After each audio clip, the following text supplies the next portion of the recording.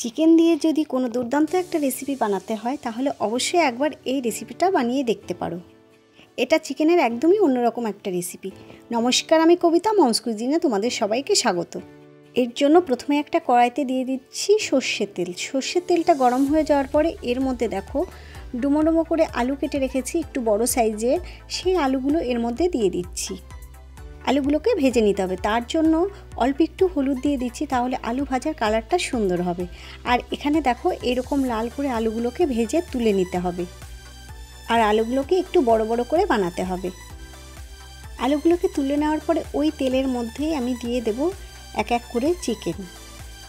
এখানে আমি 750 gram chicken নিয়েছি। সেই চিকেনটাকে পরিষ্কার করে ধুয়ে জল ঝরিয়ে নিতে হবে, যাতে একটুও জল না থাকে। এই চিকেনের মধ্যে অন্য কিছুই দিইনি, শুধুমাত্র ধুয়ে পরিষ্কার করে রেখেছি। এবার এই চিকেনগুলোকে ভালো করে ভেজে নিতে হবে। চিকেনগুলোকে ভালো করে ভাজতে হবে বলে তার জন্যই কিন্তু এখানে চিকেনে জল থাকলে হবে না, তাহলে চিকেন থেকে জল বেরিয়ে যাবে, ভালোভাবে ভাজা হবে না। আর এখানে দেখো একটু লাল লাল হয়ে গেছে, এই অবস্থাতেই চিকেনগুলোকে তুলে নিতে হবে।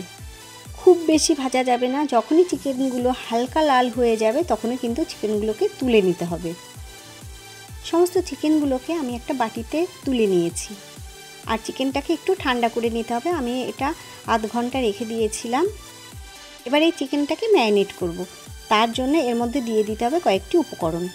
দেব 1 চামচ ধনে গুঁড়ো, হাফ চামচ জিরে গুঁড়ো, 2 চামচ মতো আদা রসুন বাটা, দিচ্ছি 1 চামচ লাল লঙ্কার গুঁড়ো, এটা অবশ্যই কালারের জন্য।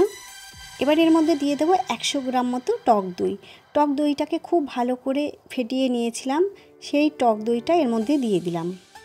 সব উপকরণ দেওয়ার পরে খুব ভালোভাবে চিকেনটাকে মাখিয়ে নিতে হবে, যাতে সমস্ত চিকেনের গায়ে খুব ভালোভাবে মশলাগুলো লেগে যায়।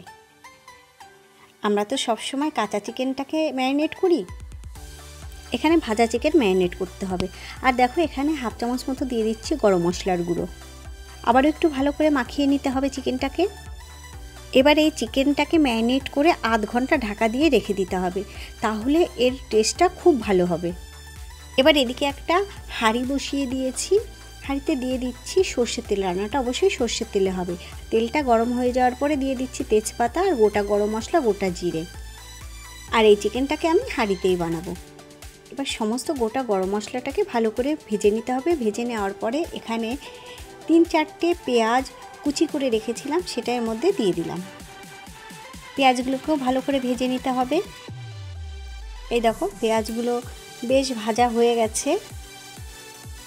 পেঁয়াজগুলো যখন অর্ধেকটা ভাজা হয়ে যাবে সেই অবস্থাতে এখানে দিয়ে দেব আরও 1 চামচ মতো আদা রসুন বাটা।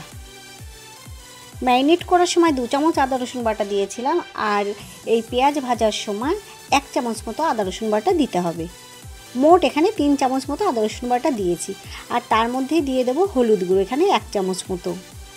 আমি কিন্তু ম্যারিনেট করার সময় হলুদ দিইনি, পেঁয়াজ ভাজার সময় হলুদ গুঁড়ো দিলে এর কালারটা খুব সুন্দর হয়। তোমরা যখনই চিকেন রান্না করবে তখন পেঁয়াজ ভাজার সময় হলুদ গুঁড়োটা দিয়ে দেখবে চিকেনের কালারটা খুব সুন্দর হয়। পেঁয়াজের সঙ্গে আদা রসুন বাটাটাও ভাজা হয়ে গেছে। এই অবস্থাতে এখানে একটা মিডিয়াম সাইজের টমেটো বাটা দিয়ে দিতে হবে। এই টমেটোর সঙ্গে 4-5টা কাঁচা লঙ্কাও একসঙ্গে বেটে নিয়েছি। আর এই সময় খেয়াল রাখতে হবে এই চিকেনে কিন্তু টমেটো খুব বেশি দিলে হবে না, কারণ এখানে টক দই গেছে 100 গ্রাম মতো। এবার দেখো ভেজে রাখা আলুগুলো এই মশলার মধ্যে দিয়ে দিতে হবে। সমস্ত ভেজে রাখা আলুগুলো আমি এর মধ্যে দিয়ে দিচ্ছি। দিয়ে আবারও কিছুক্ষণ মশলার সঙ্গে এই আলুগুলোকে কষিয়ে নেব, তাহলে আলুগুলো খেতে খুব ভালো লাগে।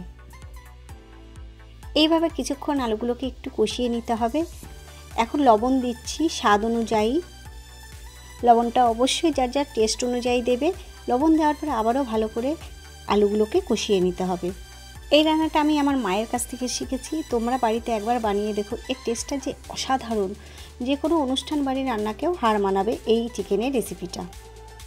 4-5 মিনিট কষিয়ে নেওয়ার পরে ভেজে রাখা চিকেনগুলো এর মধ্যে দিয়ে দিতে হবে। চিকেনগুলোকে দেওয়ার পরে ভালোভাবে মিশিয়ে নিতে হবে। একবার যদি এই চিকেনের রেসিপিটা বাড়িতে বানাও তাহলে কিন্তু বারবার বানাতে চাইবে, এতটাই দুর্দান্ত এই রেসিপিটা। দেখতেই পাচ্ছ চিকেনের কালারটা কত সুন্দর এসছে। এবার এটাকে ঢাকা দিয়ে দেবো একদম লো ফ্লেমে রেখে 5 মিনিটের জন্য। 5 মিনিট পর ঢাকাটা খুলছি। দেখো কত সুন্দর চিকেন থেকে জল ছেড়ে এসছে। আর 5 মিনিটের বেশি কিন্তু ঢাকা দেবো না, যেহেতু এর মধ্যে জল দিইনি, নাহলে লেগে যাওয়ার সম্ভাবনা থাকবে। আর এইভাবে একটু নাড়িয়ে দিতে হবে। এই চিকেনের রেসিপিটা করতে খুব বেশি সময় লাগে না, চটজলদি হয়ে যায়। আর এখানে দেখো আরও 6-7টা চিরা কাঁচা লঙ্কা এর মধ্যে দিয়ে দেবো। ঝালটা তোমাদের টেস্ট অনুযায়ী দেবে। আর এই চিকেনের রেসিপিটা একটু ঝালঝালই ভালো লাগে। তোমরা যদি ঝাল পছন্দ না করো তাহলে কম দিলেও দিতে পারো। দেখতেই পাচ্ছ চিকেন থেকে তেল ছেড়ে এসছে, মানে কষানো হয়ে গেছে। এখানে আমি জল দিয়ে দিলাম 1 বাটি মতো, অবশ্যই ছোটো বাটির 1 বাটি। যতক্ষণ ধরে চিকেন কষিয়েছি চিকেনগুলো কিন্তু সেদ্ধ হয়ে গেছে, আর খুব বেশি জলের তেল দিতে হবে না। এবার ঢাকা দিয়ে দেবো 7-8 মিনিটের জন্য। 8 মিনিট হয়ে গেছে। 8 মিনিট পর এখন ঢাকাটা খুলছি। দেখো কালারটা কত সুন্দর হয়েছে, আর খেতেও কিন্তু দুর্দান্ত। এবার দেখো এখানে দিয়ে দেবো কিছুটা পরিমাণে ধনেপাতা কুচি। আর কিন্তু বিশেষ এখানে কিছু মেলাবো না, কারণ গরম মশলার গুঁড়ো তো আমরা ম্যারিনেটের সময় দিয়ে দিয়েছি, আর গরম মশলা এখানে দিতে হবে না। আমার এই রেসিপিটি যদি তোমাদের ভালো লাগে তাহলে অবশ্যই লাইক ও কমেন্ট করতে ভুলো না। আর যদি আমার চ্যানেলের নতুন বন্ধু হয়ে থাকো তাহলে অবশ্যই চ্যানেলটিকে সাবস্ক্রাইব করে পাশে থাকার অনুরোধ রইল। রান্নাটা আমার রেডি হয়ে গেছে। এখন দেখো পরিবেশন করার পালা। দেখতে কত সুন্দর হয়েছে দেখো। এইভাবে তোমরা বাড়িতে একবার বানাও আর সবাইকে খাইয়ে মুগ্ধ করে দাও। যাকে একবার বানিয়ে খাওয়াবে সে তোমাকে ভুলতেই পারবে না।